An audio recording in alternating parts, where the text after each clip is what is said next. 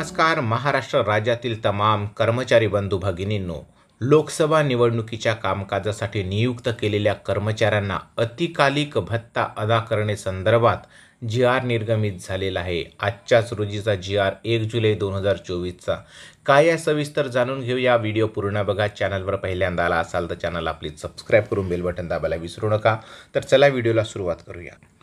बंधूंनो, लोकसभा सार्वत्रिक निवडणुका 2024 करिता कामासाठी नियुक्त करण्यात आलेल्या विभागीय, जिल्हा व तहसील पातळीवरील अराजपत्रित कर्मचाऱ्यांनी केलेल्या जादा कामासाठी अतिकालिक भत्ता देण्याबाबत राज्य शासनाच्या सामान्य प्रशासन विभागाकडून 1 जुलै 2024 रोजी अत्यंत महत्त्वपूर्ण शासन निर्णय निर्गमित करण्यात आलेला आहे।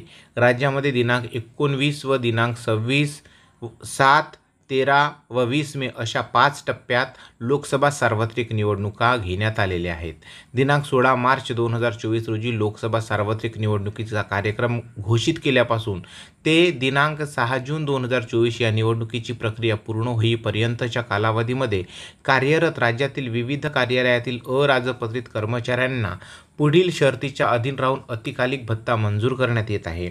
यामध्ये अतिकालिक भत्त्याचा दर निश्चित करताना कोणत्याही दिवशी केलेल्या जादा कामाच्या प्रत्येक पूर्ण तासाला यामध्ये अर्धा तास अथवा अर्ध्या तासापेक्षा जास्त काम केल्यास तो पूर्ण तास धरण्यात येईल।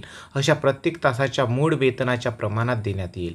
तसेच दर ताशी वेतनाचा दर ठरविण्यासाठी महिना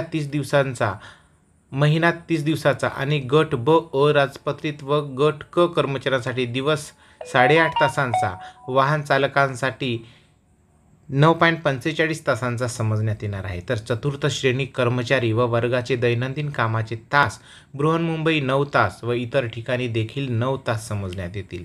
तर सर्वसाधारण कार्यालयीन वेळापेक्षा जास्त काम केलेल्या कामासाठी अतिकालिक भत्ता अनुज्ञेय असेल आणि तो फक्त दिनांक 16 मार्च 2024 पासून ते 6 जून 2024 दोन्ही दिवस धरून या कालावधीकरिता देय राहणार आहे।